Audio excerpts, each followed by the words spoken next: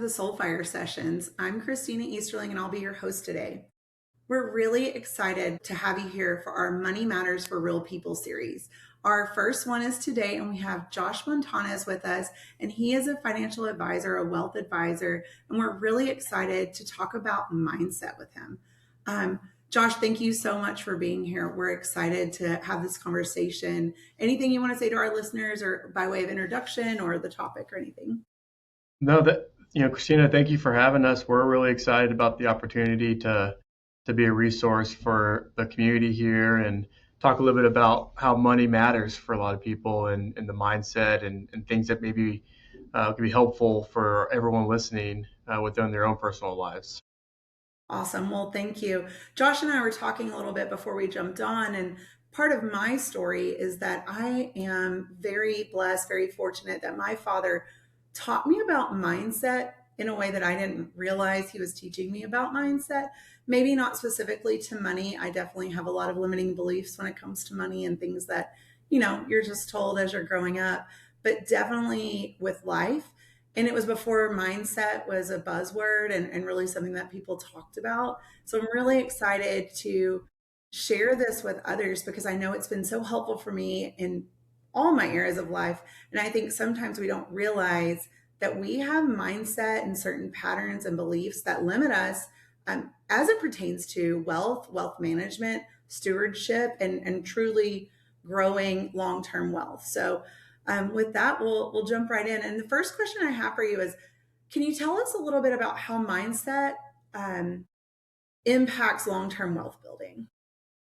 Yeah, great question, Christina. And if you think about it, mindset is pretty much the most important piece to finances, and it's really the long-term wealth building journey in general. And that's because money for most people is really emotional, and it's tied to the relationships and experiences that we've had with our money over our lives. And a lot of those things are out of our control. Were you raised in a high income household where money was used to double and create wealth and opportunity? Were you raised in a low income household where it was scarce and it was challenging? And going forward, the way that you think about money often is created off of experiences like that. And Yeah. so the hardest part about it is understanding what parts of life are carried forward with you in the way that you think about your money. And so from a mindset standpoint, being able to navigate those conversations with yourself, with your spouse, with your family, whoever it might be that's important in your lives, that's going to help you be able to become better with your finances, better with the ways you're setting yourself up to be successful. One of the things that I always find that's really interesting that I've done a bunch of studies on is, for a lot of people, the way that you think of money also is based on when you were born. We have no control of that. Some of us were born in the 60s and the 70s. Some people listening might even been born in the 2000s here. Going through different life events are going to shape who you are. 2008 was a great example that affected everyone in different ways. Someone that was retired in 2008 feels very different than someone that might have been starting their career in 2008. This pandemic we went through, all the different events that we experience, that tends to shape our mindset with money and something that we think is a big part when it comes to wealth building. I love that. And, you know, I think it's important. I want to pause because as you were talking, I'm not sure I did a great job of like setting up what mindset is. Sometimes I think we think people know, but truly mindset is the way you think, like your internal thoughts, what you believe about a certain topic. So is your mindset in this realm around like wealth and financial, is it a positive one? Do you have positive feelings when you think about money? Do you have fear, anxiety? Do you have, excitement? Are you risk averse? Are you, not risk averse? And so are you willing to take some of those more risk? And what you said is really interesting that um, our early experiences truly shape a lot of things. And the time period when we were born, if you grew up with less, if you grew up with more, that can kind of change how you internalize money and your relationship with money. So, can you talk to me a little bit about how early family experiences shape your spending, your saving, and risk taking as adults? Yeah. Well, and that's probably one of my favorite parts about being a financial planner and working with my clients is I get to ask the questions that your other friends don't get to often ask you, and getting to know some of the internal background of how you got to where you are today. And so whenever we're looking at, you know, the way that our clients are having conversations about starting businesses or growing their careers or sending their kids to college or whatever that might be, uh, I always want to start with just how did you get to where you are today? Because that's such an important piece. Were your parents business owners that went bankrupt in 2008? Were your grandparents passing down wealth through trust? Where there's different ways that we look at it, and when you think about those types of massive changes that can happen in the way that you see how money is used around you, that's gonna change the way that you want to think and plan going forward. And so to to your point, Christina, I mean the way that we think about money has a lot to do with the way that we live our lives. And that's a big part of I think why I wanted to come have these conversations with you and share some of the findings that I have and all these fun conversations I get to have every single day with my clients. I love that. That's so great. And you're exactly right. You definitely get to ask the questions that, are not had over a dinner party, right? To truly understand where they're coming from. And I would encourage you that whoever you're having those financial conversations with, to make sure they are asking you those uncomfortable questions and that they are getting to know you as a whole person. Not just what do you have in your bank account, what do you have to invest with me, but to truly understand where you've been, where you are currently, and what your goals are. So we always want to make sure as we're managing our money and we're bringing people alongside of us in any walk of life that we are aligned and that they are truly, have our best interest in looking at us as a whole person because people are very complex. So one of the things that you mentioned was what you're exposed to, right? Like your exposure. So maybe you had a parent that own their own business and lost it. Maybe you had a parent that had their own business and it was successful. Maybe your parent has never owned their own business. My family has never owned their own business. I remember at 18, my dad said, if we were going to start our own business, if I was going to buy you a business, what would you want it to be? And I remember being like, oh my gosh, I can't run a business. Like, what am I doing? And it's one of my biggest regrets. I wish I'd been like, let's go into this business and do that. But that's just part of my story, right? So one of the things that you mentioned was just that unfamiliarity. So talk to me a little bit more about how people confuse risk with just not knowing, like unfamiliarity or being uneducated in an area. It's funny you bring up that story because a question I always love to ask is knowing what you know now, what would you have done different? Because back when you were 20, it was so unfamiliar. And you fast forward to where you are today and you have clarity in a lot of things that were so uncertain to you back in the day. And I think that's the same with how people are with money too. And unfortunately, a lot of people aren't given the opportunity to learn money early on. They don't teach it in a lot of different ways in a lot of different schools. A lot of families weren't taught it from their parents, so they don't think about teaching it to their kids, and it becomes a challenge. Is how do you navigate those things? And so whether it's from an investment standpoint, whether it's from a career standpoint, whether it's from any individual situation that you're going through, I think one of the things that can be challenging to your question is what is risky versus what is familiar. I talk to a lot of people who work in the corporate space and they think that they are in the safe place. They have a great career, they get paychecks, they are making good income, they have retirement plans, health insurance, all that great stuff. And they feel like that is the safe strategy. And I talk to my business owners and they look at that role and they think that's a dangerous place to be. You could be fired the next day. You don't get to control your destiny. You don't get to control who you get to work with. There's all of that kind of stuff. And it's not that either one's right or wrong, but it's the unfamiliarity of where you came from. It's also a challenge of, if that's where you started, how do you make a change? If you are so familiar with a certain type of environment, how do you adjust that? If you're someone who hasn't been a big investor your whole life, and you've been someone that's just focusing on savings and paying off debt and just living comfortable within your means, and then all of a sudden you have the capacity to save and actually grow, how do you invest? How do you take risk on things that you haven't been familiar with over time?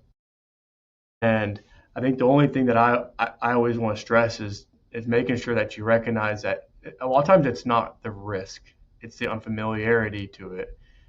And if something feels risky, take a step back and spend some time gaining some clarity on what that actually means to you. And maybe that is reading a book. Maybe that's listening to a podcast like this and learning more about what we're talking about here. Maybe that's talking to some people that mentor you and asking their opinions. But going out there and seeking some education and understanding is going to help you really surpass some of those areas that can give you a little bit of pause and think, well, whew, that's a risk that I'm not willing to take. Yeah, I love that. So many things from that. So where to start? Yeah, definitely one of my regrets is that I would have started the business. Um, the other thing is around going out and educating yourself, right? And I think even that can cause more questions than we realize. And so there's a lot of schools of thought. You've got Dave Ramsey that's telling you this is the way to go. You've got investors who are telling you a different way. You've got people who I know I've learned a lot about real estate over the past several years, and they are telling you, you're going to be in debt, you're going to leverage your money, and it's just very different mindsets. And I think that it is exactly what you said, which is educate yourself and then figure out what aligns with you and what feels good with you. Because at the end of the day, the mindset, the way we feel about our money, what we're doing with our money, that is what's going to drive the best results, right? So we have to be comfortable. It can't be like, well, I'm just doing this because so and so says it's the right thing to do. If that doesn't feel aligned, you're not. You will self sabotage. You don't realize it, but you will self sabotage, and you will have your limiting beliefs and your old habits come up and up again. And it's only by truly understanding ourselves and moving forward aligned that we can break through those things. So, in your work, you've probably seen a lot of people with a lot of different mindsets, a lot of experiences with wealth, wealth management, lack of wealth. So tell me, when you hear about their beliefs, let's first talk about what are some beliefs that people may have about money, right? So, and we're just going to talk about ones that may be something you believe. I grew up in a very strong Christian household. You know, I was told like it's easier, like, a wealthy man will not enter into the gates of heaven. Like it's frowned upon to be wealthy, like different mindsets within the Christian community that you may have heard, like people may have heard. So that's one of the things that I know is a mindset that I can think of that's very clear that I heard at an early age. What are other beliefs or limiting beliefs that you've heard people share? And then I would love to know which one of those you think causes the most harm for people, like the belief about money that you think causes the most harm.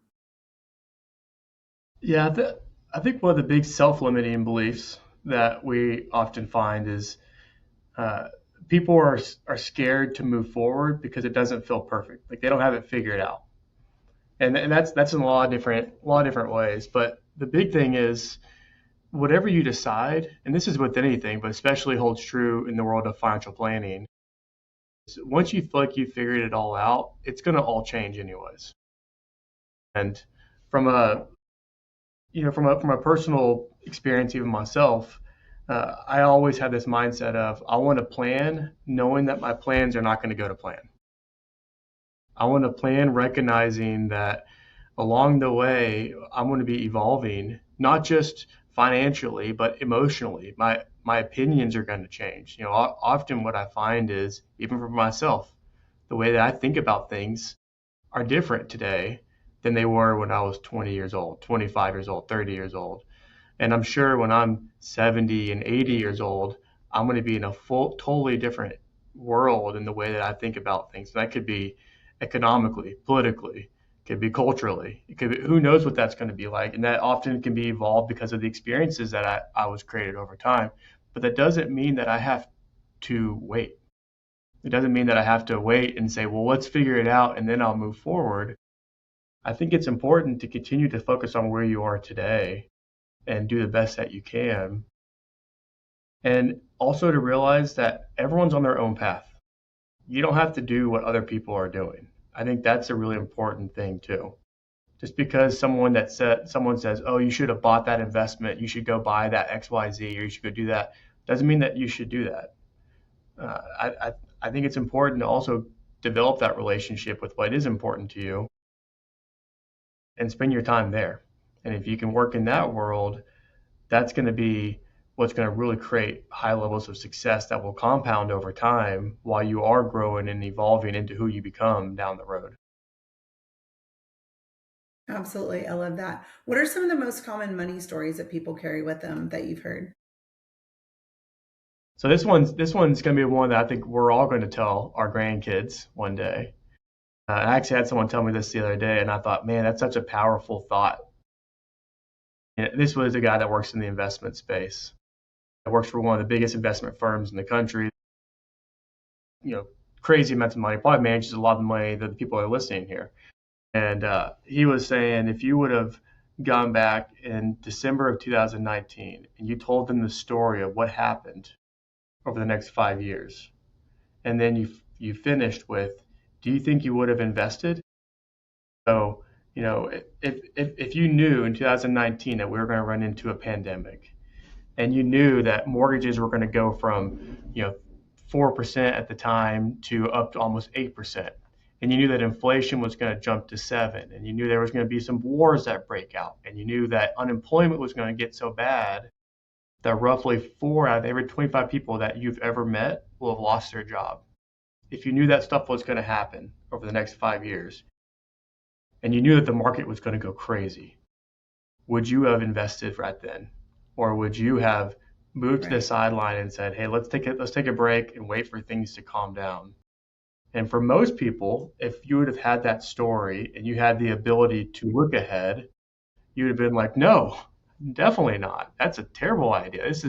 I'm going to buckle down and I'm going to wait to get through this because this is going to get scary," which it was pretty scary. But the resilience that occurred along the way and the transformation to almost what you could think is like the new world where we are today, where the ability to work remotely, the ability to navigate through Zooms and through Teams, and to be able to build relationships at such a faster pace, and everything is just so much more efficient than it used to be due to necessity.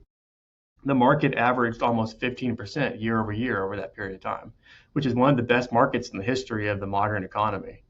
And you think that's crazy. That shouldn't happen. Uh, and I think that that's an important story to point out is the fact that we're all constantly living the story. I mean, we all have individual stories that we're going through, but we're all navigating some of the big events together. And the key is being able to make sure that you're keeping yourself up to date and understanding, not trying to avoid, but understanding how does this affect me emotionally? How does this affect my thoughts around this stuff? And then, and like I said, instead of avoiding it, going and trying to find out what needs to happen for you to stay on path. And I think that's the biggest thing, that not just for a childhood story or whatever, any event that you're going to run into, individually or as a whole, as a human race, we're going to have to navigate these things. Yeah, I love that. I think I heard you basically say, correct me if I'm wrong. I heard you say, we've got to figure out where we are today and go from survival mode into strategy mode, right? So, how do we go from blocking and tackling whatever life is throwing at us to being proactive, having a plan, but also being flexible within that plan? We know that, to your point, we know more today than we did 5 years ago, 6 years ago.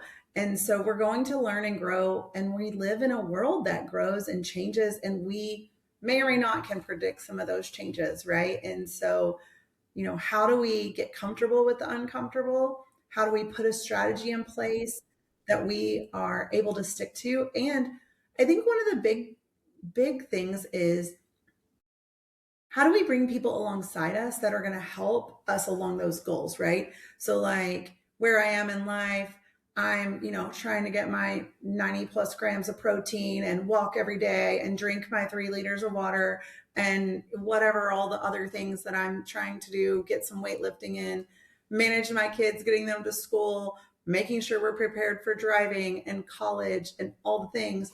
And it's like, oh, yeah, and you're going to need to go educate yourself on financial, like what's the market doing and how should I invest and what's good. And so I think it's really important that you bring alongside you people who are experts in that field and who have a good pulse on what's going on, and let them carry some of that burden for you, develop that relationship and kind of help them. That's why it's called like an advisor. They advise you on, like, here's the status. You never really want someone who's going to say, this is what you need to do. That's not the goal.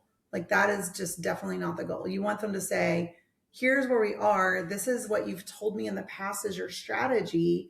And here's things that maybe fit inside of your strategy. Where do you want to go from here? And so I think that's so empowering. I think one of the most important things is when you think about going from risk to, like, or unfamiliarity, if we want to call it that, to familiarity, is educating ourselves and finding people along the way that can help, like, validate what we learn, or give us some new points of information. Yeah. Well, you're exactly right. That's also why I'm excited about continuing this podcast series with you because, not everyone has that person immediately, and it doesn't have to be me. And I encourage you not to just call me, but go find someone that you trust and maybe ask them who they use and start there. And that's a great place to begin as well. But if I can share wisdom, provide some guidance in certain topics over this next couple sessions we're going to have, Christina and I, my hope is that I can make an impact in the people here that are listening, and continue to enhance the Soulfire community that we got going on here. Yeah, I love that. So as we kind of like wrap up, is there any final thoughts, is there, that you want to share with listeners around maybe like what empowering belief you would encourage them to adopt, or how they can shift from fear-based to confident-based money habits, or even just wealth management? Is there any kind of final thoughts you'd like to leave? When thinking through that question, this might be a simple answer, but just don't avoid it. I think that's the key is, how many people avoid it. I meet people in all different walks of life that are starting from scratch or have built massive wealth and empires. And there's a really common theme. It's the ones who lean into it and the ones that are like, wow, life is just so busy. I'll deal with that later. I'll sign up for my 401k. Sure, that's great. Or I'll set up a savings account and I'll build an emergency fund. That's amazing. But they really don't develop awareness to what they're even trying to accomplish until later down the road, and then you're just rushing to pick up the pieces. And so that's where you end up finding yourself in this fear-based environment. So if we're wanting to shift that to more of a confidence-based environment, then I think just having more awareness. And so we see a lot of different things that work well for a lot of people. Some of them are where the husband and wife will meet every Sunday afternoon and have a real quick 2-minute powwow of like how the week go. That stuff works great. If you're too busy to navigate something like that due to where you are in your life, or if you're not married and you're trying to work through it by yourself, even if you're just blocking off an afternoon once a quarter throughout the year and just saying, like, how am I doing? What am I missing? What are the goals that I'm not addressing right now? Or that are new that you haven't been talking to yourself about in the past. And that's going to be where it's going to all begin. And over time, you'll start being like, hey, I have this goal. I don't even know how to accomplish it. And then you start doing the research, and it's gonna compound and it's gonna grow, and it will shift you from that uncertain, fear-based mindset to a true, I'm owning what I'm doing here, and I'm on a path that I'm really excited about. I love that. That's great. Just pay attention to it. Take a step, whatever that step is. It's really, really important. One of the things that I like to do with my coaching clients is we kind of build out a life wheel of, like the 8 categories that are important to them. And I will tell you that I have yet to have a client who doesn't have finances, wealth management, financial management somewhere on there, on Hmm. one of those top 8, right? So we know that it is very top of mind, and so the next step of that is then to look and see if like what you're doing, like your calendar, your activities are truly aligning with what you say are your most important pieces of your pie, if you will. And so, when you start to look at it like that, if family is number one and you want to spend the vast majority of your time on family, that's great. If number two is spirituality or health, right? And you want to spend your second bucket is going to be working out, that's fine. So wherever money falls in there for you, are we actually giving that time of us and scheduling it and being intentional so that we're giving life to that bucket? I think that's a great point. So I appreciate that. Thank you all to I have enjoyed all of it, Josh. I was going to tell our listeners about all of our episodes that we have coming up, so that because I didn't do that at the beginning. So our Money Matters for Real People series has Mind Over Money. That's the one you just listened to. And our next one is Your Money Blueprint. And so we're really looking at those financial planning fundamentals. We're going to future proof your finances in our third episode. So looking at investing by decade. So whether you're in your 20s, 30s, 40s, 50s, how should we be investing? How should we considering investing? So not that we're going to give you investing advice, but what does our mindset need to be? How do we need to be thinking about things at each of those? And then protecting what matters most. So life insurance simplified. Maybe we'll talk about trust in there. I'm not really sure. We'll figure that out. And then, we're going to talk about money, marriage, and your future self. So partnership, what does that look like when you're getting married? How do we talk about finances with our partner? And then legacy planning. So maybe we'll get to trust there. So really appreciate the time today, Josh. A whole lot. It has been excellent. For our viewers, you can find the Soulfire online at our website at thesoulfire.com. You can also find us on Instagram and Facebook as well. Thank you so much for being here and have a blessed day.